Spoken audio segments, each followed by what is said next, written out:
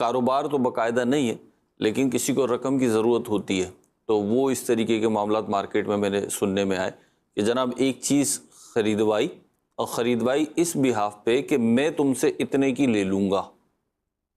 یعنی مثال کے طور پہ موبائل فون ہے، اب یہ میں نے کسی سے خریدا 1 لاکھ کا اور پھر میں اس کو 2 لاکھ کا دے دوں گا۔ یہ خریدا ہی اس لیے ہے کہ میں 1 لاکھ کا لے کر اور 2 لاکھ کا اسے دوں گا، تو اس طریقے سے جو 1 لاکھ روپے چاہیے تھے میرے پاس وہ آ جائیں گے۔ تو کیا اس طریقے کی خرید و فروخت کو ہم تجارت کا نام دیں گے یا نہیں دیں گے؟ بڑا اہم سوال ہے، تجارت ہوگی بالکل، تجارت نہ ہونے میں کیا ایشو ہے؟ تجارت ہے یہ بالکل خالصتاً۔ 4 سے 5 ایسی پروڈکٹس ہیں شریعت مطالعہ جو ہمیں دی ہیں، حسب ضرورت ہم اس کو اختیار کرتے ہیں۔ ٹھیک، جیسے ایک بندہ اس کے پاس مال ہی نہیں ہے تو وہ استثناء کرے گا، بعض صورتوں میں مال نہ ہونے والا سلم کرے گا۔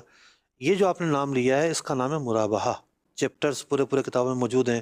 تو جو مرابحہ کا عقد ہوتا ہے، عقد مرابحہ کے اندر اپنی قیمت بتا کر چیز بیچی جاتی ہے کہ بھئی یہ مجھے اتنے کی پڑی ہے، میں آپ کو اتنے کی دے رہا ہوں، اور وہ سامنے والا بعض اوقات دوسرے کی ڈیمانڈ پر خریدتا ہے۔ وہ کہتا ہے کہ یار میرے پاس پیسے نہیں، آپ کے پاس پیسے ہیں، مجھے چیز خرید کر دے دو نفع رکھ کر اپنا۔ ٹھیک ہے۔ تو وہ اپنا نفع رکھ کے اس کو بیچتا ہے، یہ تجارت ہے۔ بہت اچھا ہے، یہ سود کا بہترین متبادل ہے یہ۔